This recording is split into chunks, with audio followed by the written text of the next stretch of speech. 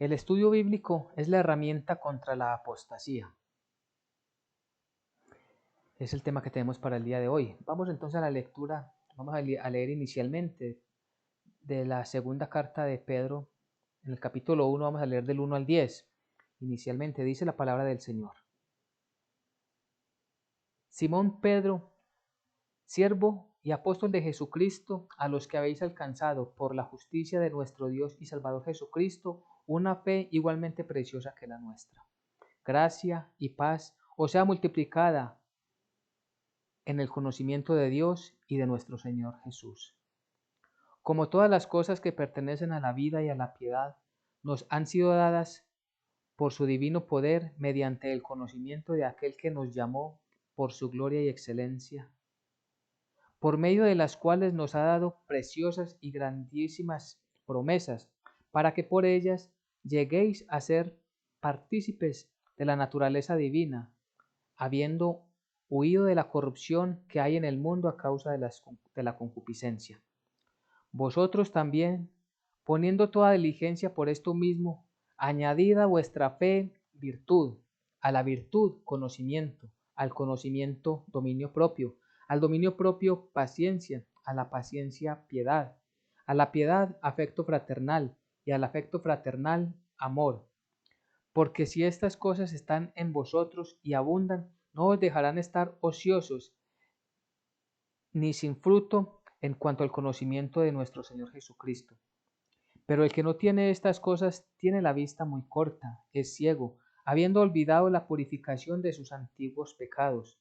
Por lo cual, hermanos, tanto más procurad hacer firme vuestra vocación y elección, porque haciendo estas cosas no caeréis jamás. Amén y amén.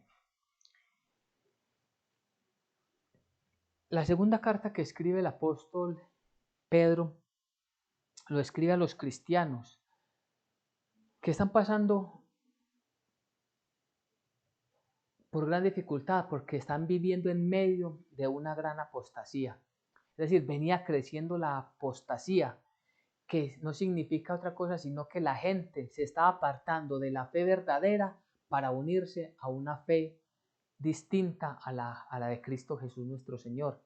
Se están dejando influenciar por falsos maestros, se están dejando llevar y encaminar en falsas doctrinas, y esto los está apartando del Señor, de esa fe verdadera. Y la pérdida de apostasía de la que habla la palabra de Dios en los últimos tiempos es precisamente eso, apartarse de la fe verdadera para seguir doctrinas de demonios. Y esa fe verdadera sabemos que está sustentada única y exclusivamente en la palabra de Dios, en la persona de Jesucristo. Él es el que nos lleva al Padre. Y por eso es el tema que tenemos el día de hoy. El estudio bíblico es la herramienta contra la apostasía. Y vamos a ver entonces todo lo que nos enseña el apóstol Pedro, lo que nos enseña el Espíritu Santo a través de este apóstol de Jesucristo. Y es que esa era la preocupación que tenía el apóstol, cómo la iglesia estaba siendo permeada por personas que decían ser cristianas, personas que decían ser creyentes, pero que realmente eran falsos maestros, maestros corruptos. Igualmente se daba que ellos, su mal testimonio era lo que predominaba en medio de ellos, aunque hablaban por algunos momentos la palabra de Dios o el Evangelio de Jesucristo, el Evangelio de la salvación, su testimonio estaba en contra de esa verdad que sus labios anunciaban. Y aparte de eso, falsos maestros que apoyaban estos malos comportamientos, a la vez iban insertando falsas doctrinas, falsas enseñanzas, una teología totalmente distorsionada. Entonces era lo que decía o la intención del apóstol Pedro, atacar directamente a través de la palabra de Dios esas malas enseñanzas, esas personas que venían en contra del Evangelio. Y él hace un énfasis, vamos a leer, y cuando leemos la carta completa, son solamente 3 capítulos, les animamos para que con tiempo y dedicación les estudien esta porción bíblica. Hay algo que sobresale y es el conocimiento, una palabra que sobresale en esta carta. ¿El conocimiento de qué? El conocimiento del Evangelio de Jesucristo. Porque solo a través de ese conocimiento es que vamos nosotros a poder resistir esas malas enseñanzas, vamos a poder refutar y rechazar definitivamente esas falsas enseñanzas que vienen, como en aquel tiempo, en este también, vienen con personas que aparentan ser piadosos, que aparentan ser creyentes, pero que sabemos que sus vidas están totalmente en el mundo. Y sabemos que solamente buscan un lucro que puede ser en dinero. Es lo más común cuando escuchamos la teología de la prosperidad, por ejemplo. Pero también hay un lucro que está en un egocentrismo de esas personas que quiere ser alimentada, en tener reconocimientos, en tener publicidad, en ser ellos mostrados públicamente como entre los mejores. Y esto es lo que destruye verdaderamente la fe en Jesucristo.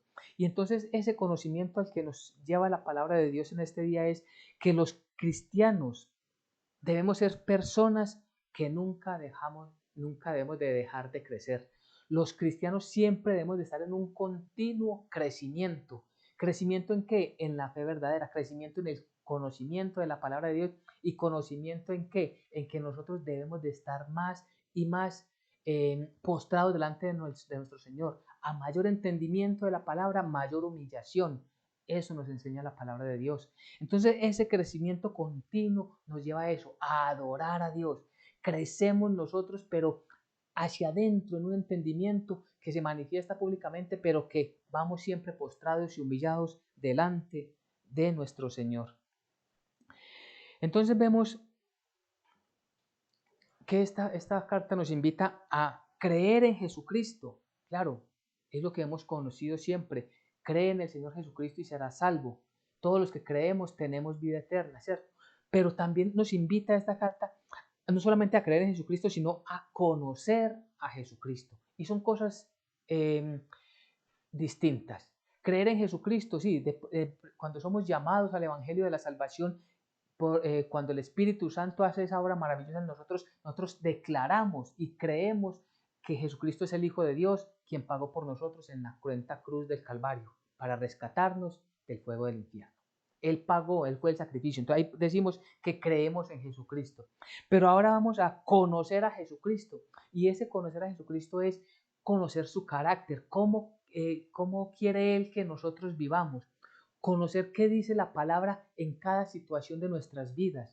A eso estamos llamados. En torno a eso es que debe estar nuestro crecimiento. Recordemos que nosotros cuando recibimos a Jesucristo como nuestro único Señor y Salvador, allí en ese momento experimentamos el nuevo nacimiento. Pero como un bebé recién nacido, vamos creciendo poco a poco. Primero se nos da como ese alimento materno, ese alimento espiritual al principio, es algo que podemos digerir fácilmente. Pero después vamos encontrando en la palabra de Dios más y más entendimiento que en términos espirituales cuando vamos creciendo, entonces nosotros nos fortalecemos a través de la palabra y vamos adquiriendo compromisos delante del Señor. Vamos adquiriendo responsabilidades que Dios nos deja como creyentes. Y eso es lo que vemos en esta carta. Entonces dice el primer versículo de esta segunda carta de Pedro.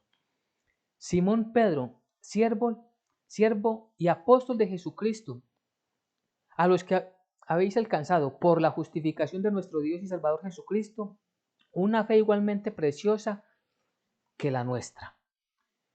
Este primer versículo nos habla de Simón Pedro. Ese es el nombre de Pedro, pero recordemos que él antes de ser llamado por Jesucristo se llamaba Simón. Cuando hace parte de discípulo de Jesucristo y luego apóstol de Jesucristo, el mismo Señor le cambia el nombre y le pone por sobrenombre Pedro. En la primera carta él se presenta Pedro, apóstol de Jesucristo. En esta dice Simón Pedro. Y es como si nos quisiera ver de dónde viene él y a dónde lo está llevando el Señor. Como a nosotros, de dónde nos ha sacado el Señor a esa nueva vida. Ahora nosotros como creyentes, como hijos de Dios, hacia dónde nos quiere llevar el Señor. Y él, su credencial es siervo y apóstol de Jesucristo. Es decir, él no se está presentando como uno de los más importantes de los apóstoles o como aquellos 12 privilegiados que tuvieron ese encuentro personal con el Señor. No, él sigue en su postura de siervo, de esclavo del Señor. ¿Y a quién le está escribiendo? A los que habéis alcanzado por la justicia de nuestro Dios y Salvador Jesucristo una fe igualmente preciosa que la nuestra. ¿A quiénes? A todos los que creemos en Jesucristo. Y todos, ¿por qué dice a los que habéis alcanzado la justicia de nuestro Dios? Porque los que somos creyentes somos justificados, ya lo hemos aprendido. Justificados pues por la fe tenemos paz para con Dios. Y sabemos que la justificación es esa acción y esa determinación soberana de Dios por medio de la cual nos declara justos, es decir, sin pecados, a todos los que llegamos delante de Él arrepentidos a través de la fe en Jesucristo. Entonces, esa fe es igual, y Él la está diciendo, la fe que en primera persona está hablando Él, que tiene Él o que tienen los primeros apóstoles, esa misma fe es igualmente preciosa a la de nosotros. Es igual de preciosa ellos, la fe de ellos como la fe que tenemos nosotros. Y esto nos pone que en un lugar muy importante, y es que todos somos iguales delante del Señor. No hay unos supercristianos y unos mini cristianos, no, todos estamos exactamente en la misma línea, siervos de nuestro Señor. ¿Qué es lo que pasa? Que una cultura religiosa está implementando o ha implementado ya muchos años atrás unas jerarquías. Entonces a unos los llaman, ya algunos hasta los llaman doctores en teología, algunos son pastores, pero con unos privilegios especiales, pero realmente la palabra de Dios nos dice es que todos estamos a un mismo nivel. Por eso en aquellas iglesias donde se habla más que de esa jerarquía, se habla de hermanos, tienen mayor y una mejor comunión. Hermano, se le dice a aquel que también es creyente en Cristo Jesús. Entonces dice el pasaje, versículo 2, gracia y paz os sea multiplicada en el conocimiento de Dios y de nuestro Señor Jesús. Recuerden la palabra conocimiento. Gracia y paz os sea multiplicada. Ese entendimiento de esa gracia y de esa paz que tenemos con Dios, a través del conocimiento se va creciendo en nosotros. No es que Dios nos haya dado una salvación pequeñita, no, es totalmente completa la salvación que el Señor nos ha dado, pero en nosotros va creciendo ese entendimiento a través de la lectura, del estudio de las Sagradas Escrituras. Por eso dice, sean multiplicadas, es decir, crezca y crezca más. ¿En dónde? En el conocimiento de Dios y del Señor Jesucristo. Eso es lo que tenemos nosotros que hacer. Entonces empieza el versículo 3. Como todas las cosas que pertenecen a la vida y a la piedad nos han sido dadas por su divino poder mediante el conocimiento de aquel que nos llamó por su gloria y excelencia. Todas las cosas que pertenecen a la vida y a la piedad nos han sido dadas por su divino poder. Es decir, todas las cosas que nosotros tenemos hoy es porque Dios en misericordia, en su gracia y en su favor nos la ha dado. Es decir, nosotros no podemos decir, es que yo conseguí esto, yo encontré algo nuevo. No, es la revelación de la palabra de Dios a través del Espíritu Santo que se nos presenta abiertamente delante de nuestros ojos. Recordemos que Jesucristo vino, ¿para qué? Para darle vista a los ciegos, entre muchas cosas para las que vino, para darnos vista a los que estábamos ciegos. ¿Quién de nosotros puede decir que nació creyente? Todos hemos pasado por un proceso y todos fuimos algún día en nuestra vida totalmente desordenada, contradictores del Evangelio. Pero todas las cosas que pertenecen a la vida de la piedad nos han sido dadas por su divino poder, mediante el conocimiento de aquel que nos llamó por su gloria y excelencia. Todo es a través de aquel que nos llamó. ¿Quién fue el que nos llamó? El mismo Señor Jesucristo. Recordemos que así como el Señor Jesucristo iba llamando a Pedro, a Juan, a Jacobo, y a cada uno de los discípulos, así nos ha llamado a cada uno de nosotros por nuestros nombres. Y nosotros estamos delante de Él porque el Señor nos ha escogido, nos ha llamado, nos ha abierto el entendimiento. ¿Para qué? Para que escuchemos el Evangelio de la salvación, para que le sirvamos, para que le sigamos y le sirvamos. Y esto está que siempre en su divino poder. Versículo 4. Por medio de los cuales nos ha dado preciosas y grandísimas promesas, para que por ellas llegaseis a ser partícipes de la naturaleza divina, habiendo huido de la corrupción que hay en el mundo a causa de la concupiscencia. Aquí vemos varias cosas. Primero, nos habla de las promesas. Pero cuando habla de las promesas, dicen, nos ha dado preciosas y grandísimas promesas. ¿Por qué hace ese énfasis exaltando? Porque es lo que a nosotros nos debe motivar, esas promesas que tenemos en la palabra de Dios. Pero, ¿cómo vamos a conocer esas promesas si no estudiamos juiciosamente la palabra de Dios? Si nosotros no le dedicamos el tiempo necesario para permanecer en comunión con la Biblia, con la palabra de Dios, en oración a través del Espíritu Santo para que Él nos abra el entendimiento, es allí donde vamos a valorar nosotros y vamos a ver que realmente lo que dice la palabra de Dios, que esas promesas son preciosas y grandísimas. ¿Y a cuáles promesas se refiere? Encontramos muchas en la palabra de Dios. Por ejemplo, encontramos, como nos dice la palabra de Dios, que el que tiene al Hijo tiene la vida eterna. Es decir, si nosotros tenemos a Cristo en nuestro corazón como nuestro único, no como uno, sino como nuestro único Señor y Salvador, tenemos vida eterna. Eso es una promesa y eso alegra nuestros corazones y nos da la certeza de que siempre vamos a estar en Él. Otra promesa es, cree en el Señor Jesucristo y serás salvo. No tenemos nada distinto sino a creerle a esa hermosa promesa, que por nosotros creerle a Jesucristo, nosotros somos salvos, porque le creemos a Jesucristo, que Él es el Hijo del Dios viviente. Esa es una promesa que nos enseña la palabra de Dios. Otra promesa, los que creen en su nombre les dio potestad de ser llamados hijos suyos. Eso es una afirmación, una promesa. Si nosotros creemos en Él, somos hijos de Dios. Él nos declara hijos de Dios. Él nos dio potestad de ser llamados hijos de Dios. Entonces miremos que es distinto a lo que promete la teología de la prosperidad cuando habla de promesas. Porque ellos hablan de promesas, cuando hablan de promesas es que como somos hijos del rey, nosotros tenemos que vivir como príncipes. Y que nosotros como hijos de Dios no tenemos por qué estar mendigando, ni pasar aflicciones, ni estar enfermos, ni sufrir por temas económicos. Eso es lo que prometen ellos, algo terrenal que está totalmente descontextualizado, porque esas promesas terrenales eran para un pueblo llamado Israel. Pero para nosotros están esas promesas espirituales. Al que a mí viene, no le echo fuera. Esa es una promesa. Entonces, no tenemos, ni ninguna persona tiene por qué dudar para acercarse al Señor Jesucristo, porque tenemos la promesa de que Él nunca nos va a echar fuera.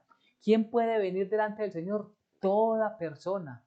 Y esa es una promesa que debemos de coger como esa verdad del Evangelio para ayudarle a otras personas a acercarse. Quizás muchas personas en su condición que no, de ser gentiles, o sea, personas que todavía no conocen el Evangelio y no son salvos, tienen el temor, porque ellos dicen, es que yo he sido tan malo, yo he sido tan pecador, yo he hecho tantas cosas indignas, que el Señor, ¿qué me va a recibir a mí? Pero si les mostramos, si les enseñamos esta promesa, se van a animar y van a venir delante del Señor. El que a mí viene, no le echo fuera. Y a esa persona debemos decirles que nosotros éramos iguales o peores que ustedes. No tenga temor. Si Cristo nos recibió a nosotros en nuestra condición paupérrima en que nos encontramos, también va a recibirle a usted. Venid a mí todos los que estéis cansados y trabajados, cargados y trabajados, que yo os haré descansar. Esa es una promesa. Cuando tenemos esas aflicciones, ese cansancio, que ya no tenemos motivación, ¿a dónde tenemos que ir? Al Señor, porque Él dio esa promesa, que Él nos hará descansar. Entonces tenemos que tomar todas esas promesas. Entonces vemos a lo que se refiere el apóstol. Es que este versículo 4 tiene un significado grandísimo, por medio de las cuales nos ha dado preciosas y grandísimas promesas para que por ellas lleguéis a ser partícipes de la naturaleza divina. Claro, tomamos todas estas promesas. Todo aquel que invocar el nombre del Señor Jesucristo será salvo, es otra de las promesas. Tomamos estas promesas y nos vamos haciendo partícipes de esa de esa divinidad del Señor. No es que nosotros vamos a volver dioses, ni diosesitos pequeños, no, sino que Él en su gracia y misericordia nos permite participar de su esencia, de lo que Él es, a través de la fe en Jesucristo. A esto es lo que nos dice, nos lleva el apóstol, la palabra de Dios, para que nosotros lleguéis a ser partícipes, para que vosotros lleguéis a ser partícipes de las promesas, para que todos seamos partícipes de la naturaleza divina, habiendo huido de la corrupción que hay en el mundo a causa de las concupiscencias. ¿Qué significa haber huido de la corrupción? Primero que todo, entendamos la palabra corrupción. Corrupción es algo que se descompone o se pudre, algo que se está pudriendo. Cuando alguien está en corrupción, se está pudriendo. Espiritualmente lo hablamos. Entonces, cuando dice que por haber huido, como el versículo 4, habiendo huido de la corrupción que hay, esa corrupción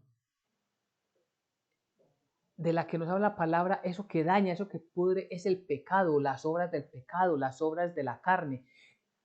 Nosotros si tenemos y comprendemos verdaderamente las promesas, y son muchas más de las que acabamos de leer, todas las promesas que vamos a entender a más y más a medida que vamos creciendo en el conocimiento de la palabra, que vamos estudiando más y más la palabra de Dios.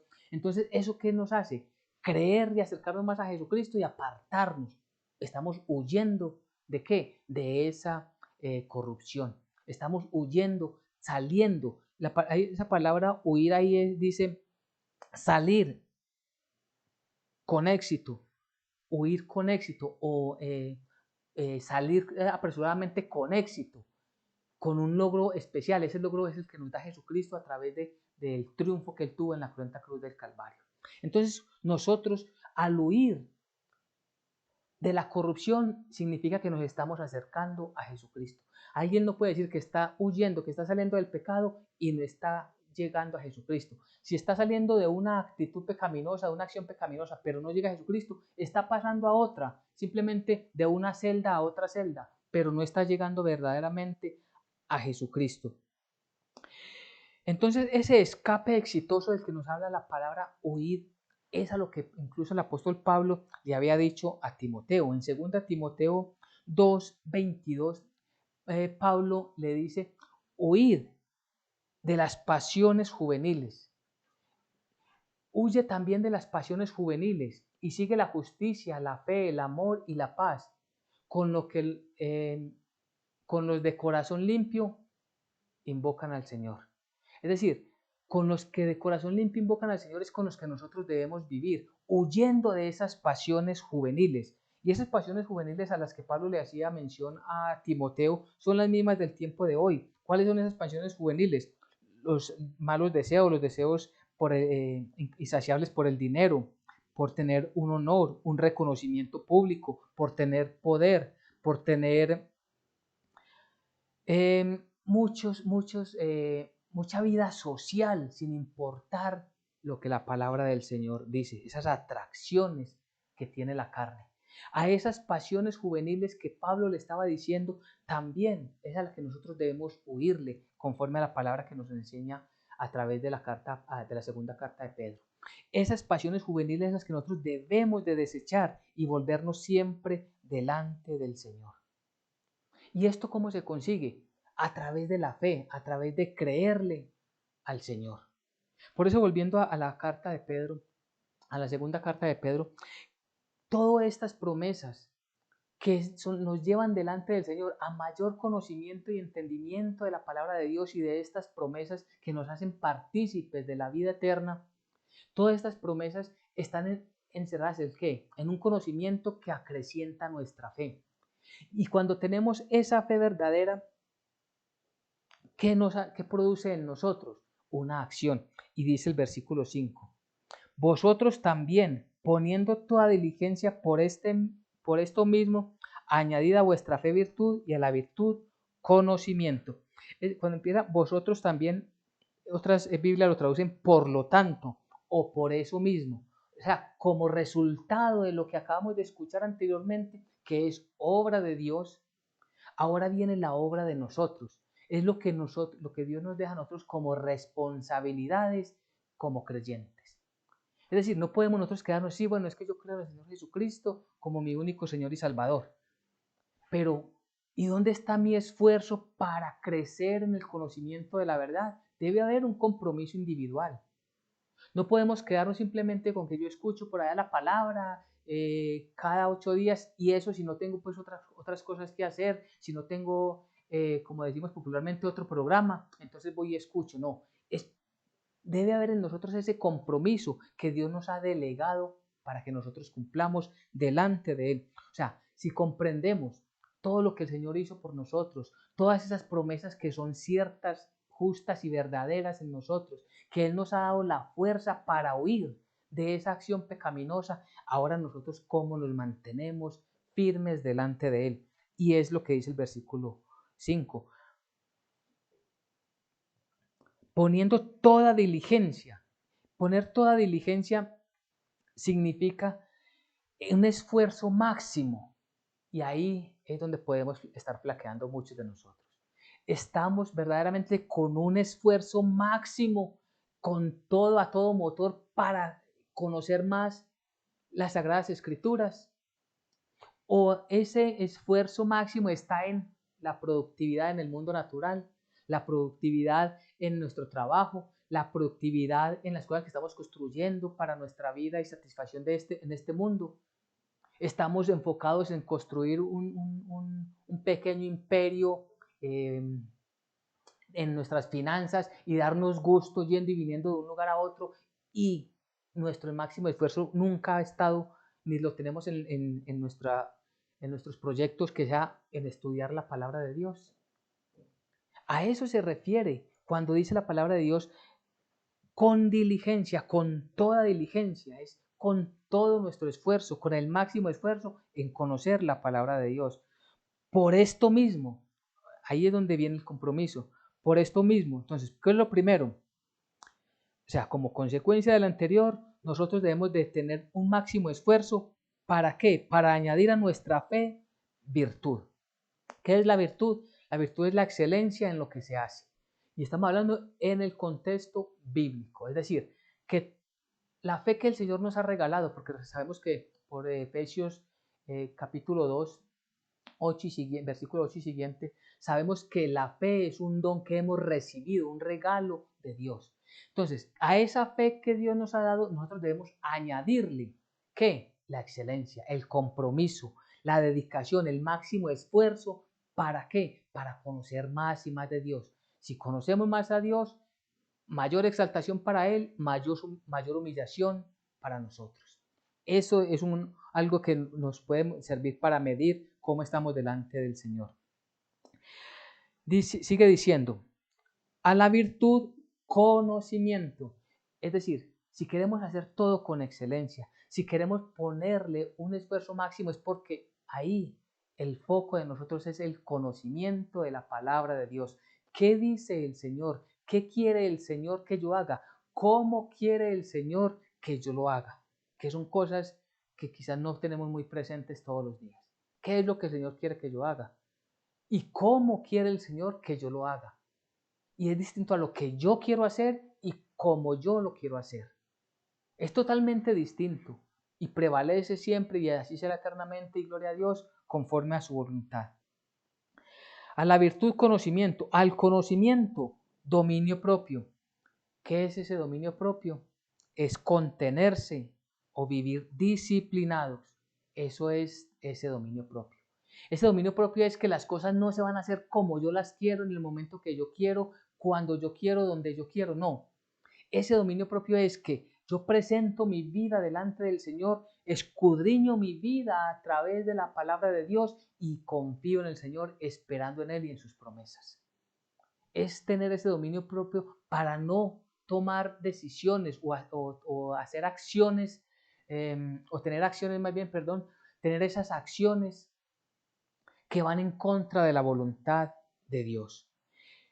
Ese dominio propio entonces nos lleva a comprender y a aplicar bien la palabra de Dios. Ese es el dominio propio. Comprender y aplicar bien la palabra del Señor. ¿Para qué? Para que Él, guiándonos por su Santo Espíritu, nos dé la forma en que debemos hacer todas las cosas. Esperar en Él siempre es lo que debemos hacer. Al dominio propio, paciencia. Y viene un punto importante.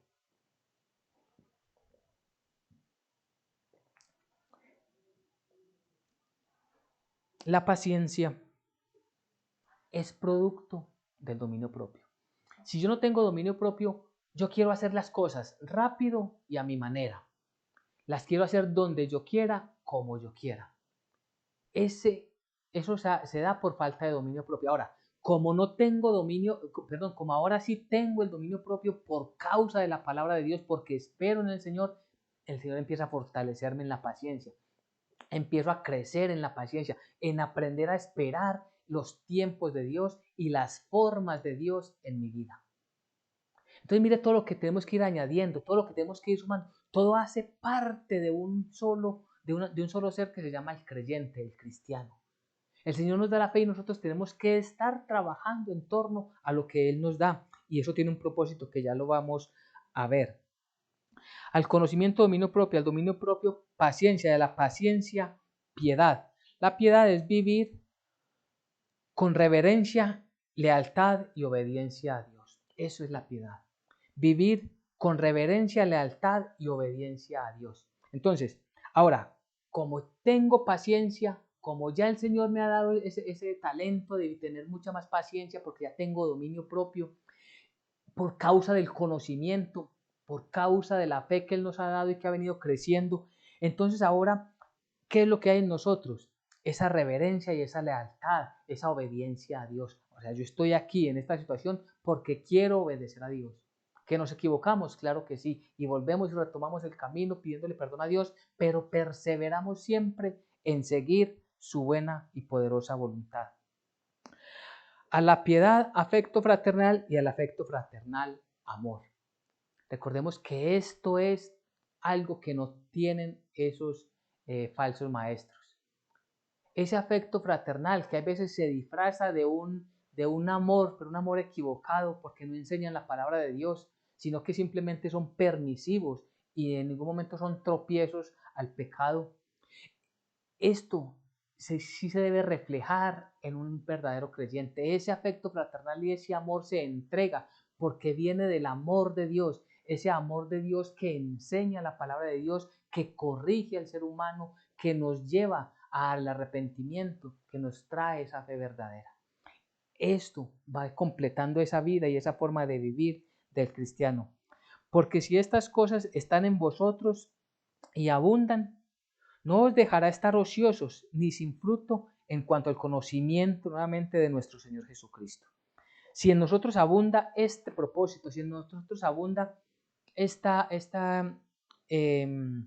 manera de vivir, esto nos va a mantener ocupados, no nos va a dejar estar ociosos. Mire, si nosotros no estamos empeñados y si nosotros no estamos entrando en un máximo esfuerzo por conocer la palabra de Dios, fácilmente somos desviados. Y por esto es el principio de esta carta, es ese llamado de Pedro. ¿Para qué? Para que no se dejen distraer ni se dejen sacar de la verdadera y de la sana doctrina. Claro, si están ociosos, llega cualquiera con una doctrina que aparenta ser de piedad, que aparenta ser que viene del Evangelio de Jesucristo, pero que trae muchas cosas del mundo natural. Por causa de estar ociosos, está la persona desprevenida, está sin su armamento, está totalmente desprotegida y va a caer en lazos del maligno. Por eso dice el versículo 8, si nosotros abundamos en esto, esto no nos dejará estar ociosos y sin fruto en cuanto al conocimiento de nuestro Señor Jesucristo. El conocimiento del Señor Jesucristo debe tener un fruto, debe dar un fruto en nuestra manera de vivir y en nuestra manera de enfrentar estos tiempos difíciles de apostasía. Pero el que no tiene estas cosas, dice la palabra, tiene la vista muy corta, es ciego, habiendo olvidado la purificación de sus antiguos pecados. Quien no está perseverando, quien no tiene estas cosas, quien no está adicionándole a la fe, como nos enseña la palabra de Dios, a la fe la virtud, a la virtud el conocimiento, al conocimiento el dominio propio la paciencia la piedad, y así conforme a lo que nos dice la palabra. Esta persona no está interesada realmente en conocer la palabra de Dios y se está olvidando de dónde lo sacó el Señor. Se ha olvidado que era un sujeto totalmente destinado, permítame utilizar la palabra destinado para el infierno, por causa de sus malas obras. Pero que el Señor, por gracia y misericordia, lo rescató, pagando primero en la cruenta cruz el castigo del pecado y dándole el don de la fe para creer en Jesucristo. No está valorando verdaderamente esa obra que Cristo Jesús hizo y simplemente está ahí como somnoliento. Hay veces como en el mundo, hay veces como en la fe, hay veces como haciendo cosas indebidas, hay veces como escuchando la palabra de Dios. Por lo cual, hermanos, tanto más procurad hacer firme vuestra vocación y elección, porque haciendo estas cosas no caeréis jamás. Esto es una promesa, que si nuestra vida está en el esfuerzo, está determinada en esforzarnos en conocer más la palabra de Dios, en orar más, en vivir más a lo que el Señor, a manera que el Señor quiere, esto nos mantendrá firmes y no permitirá que nosotros caigamos. Y es allí donde debemos de vivir, apartándonos más y más, resistiendo más al pecado y honrando más y más a nuestro Dios.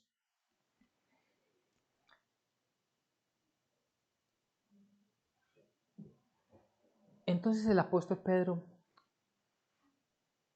sigue enseñando la palabra y nos dice que este es el poder de Dios que obra en nosotros, el poder de la palabra de Dios que obra en nosotros. Dios ha querido que a través del conocimiento de la palabra de Dios nosotros tengamos esas herramientas para vivir en contra de la apostasía. El estudio bíblico es esa herramienta que el Señor nos ha dado para vivir en contra de la apostasía. Habían en aquel tiempo, con Pedro, en el tiempo de esta iglesia a la que escribe el apóstol Pedro, habían falsos maestros y ellos trataban de burlarse, como se burla mucha gente en este tiempo cuando hablamos del Evangelio de Jesucristo, cuando hablamos de la segunda venida de Cristo Jesús, cuando hablamos de que la iglesia será llevada en el arrebatamiento delante del Señor, cuando hablamos de los temas escatológicos, temas de los últimos tiempos, la gente se burla. Y Pedro ataca directamente eso diciendo es que nosotros fuimos testigos presenciales. Nosotros escuchamos la voz de Dios cuando dijo, este es mi Hijo amado en quien tengo complacencia. Y es lo que vemos en el versículo 16 en adelante. Vamos a leerlo de continuo por temas de tiempo. Dice, versículo 16, porque no os hemos dado a conocer el poder y la venida de nuestro Señor Jesucristo siguiendo fábulas artificiosas, sino como habiendo visto con nuestros propios ojos su majestad. Pues cuando Él recibió de Dios, Dios Padre, honra y gloria, le fue enviado desde el cielo la magnífica gloria, una voz que decía, este es mi Hijo amado en cual tengo complacencia. Y nosotros, está hablando Pedro, oímos esta voz enviada del cielo cuando estábamos con Él en el Monte Santo. Versículo 19. Tenemos también la palabra profética más segura a la cual hacéis bien en estar atentos, como a una antorcha que alumbra en lugar oscuro para que el día resplandezca y el lucero de la mañana salga en vuestros corazones. Entonces lo que está diciendo es, miren, no se dejen desviar, que son fábulas, de aquellos que se burlan del Evangelio, de aquellos que quieren acomodar el Evangelio al mundo para que el mundo acepte, las personas acepten un Evangelio que lleva parte del mundo y parte de la Biblia. No, nosotros tenemos la palabra profética más segura que hay, la palabra de Dios. Y por eso nosotros debemos de creerla y debemos estudiarla y debemos conocerla porque la palabra de Dios es esa antorcha que alumbra en una habitación oscura. La única luz que hay en el mundo verdaderamente que está disponible hoy es la luz de la palabra de Dios. Dice el Salmo 119, versículo 105, tu palabra es una lámpara en mi camino, es una lámpara a mis pies. Eso es la palabra de Dios y a eso quiere llevarnos el apóstol. A eso quiere llevarnos a nosotros el Espíritu Santo en este día. A que creamos a la palabra de Dios. Pero Cuando dice creamos es que la estudiemos, que nos esforcemos al máximo en conocer más y más y que nos apropiemos de estas promesas que el Señor tiene para cada uno de nosotros. Solamente esas promesas se hacen una realidad cuando las conocemos, cuando las oramos y le agradecemos al Señor, cuando venimos confiados, Señor, conforme a tu palabra vengo delante de ti, porque sé que tú no me echarás fuera, Señor, porque estoy confiado y plenamente seguro de que por la fe que tú me has dado y por creer que Jesucristo es mi único Señor y Salvador, yo tengo vida eterna, Señor. Porque esta es la vida eterna, que te conozcan a ti, el único Dios verdadero, y a Jesucristo tu Hijo, a quien has enviado. A eso nos invita la palabra de Dios, a que le conozcamos más y más a nuestro Señor. Entonces, para ir concluyendo, y qué mejor que concluir con la misma palabra de Dios, vamos a pasar hasta el capítulo 3, versículo 17. Miremos cómo termina la carta del apóstol después de hablar de los falsos profetas, de los falsos maestros, de la venida del Señor que muchos la desestiman. Al final él termina diciendo en el versículo 17, así que vosotros, oh amados, sabiendo de antemano, guardaos, no sea que, arrastrados por el error de los inicuos, caigáis de vuestra firmeza. Antes bien, creed en la gracia y el conocimiento de nuestro Señor y Salvador Jesucristo. A Él sea la gloria, ahora y hasta el día de la eternidad. Amén. Antes bien, es decir, no tengamos como conclusión, estemos vigilantes, no nos dejemos arrastrar. Por el contrario, crezcamos en el conocimiento. Y eso es lo que nos dice ese último versículo. Antes bien, creed en la gracia, en el conocimiento de nuestro Señor y Salvador Jesucristo. Crecer, debemos de crecer en esa gracia y en ese conocimiento. Y sabemos que Él nos va a sostener, Él es el que sustenta nuestras vidas, nos mantiene firmes, de pie delante de Él. Esto es un mensaje maravilloso que el Señor nos regala en este día. Que no lo debemos de tirar por allá en el segundo o el tercer cajón de nuestras vidas, sino que sea el primero en la importancia. Y es una forma de glorificar a Dios, es una forma de agradecerle a Dios en escudriñar las Escrituras. Decimos, Señor, gracias por la salvación, pero no nos preocupamos de su palabra. Es como, parece como contraria esa forma de vivir. Pero si nosotros estamos agradecidos con Él es porque queremos conocerle más y más y vivir conforme a su voluntad. Así que recordemos, el estudio bíblico es la herramienta contra la apostasía. Amén y amén.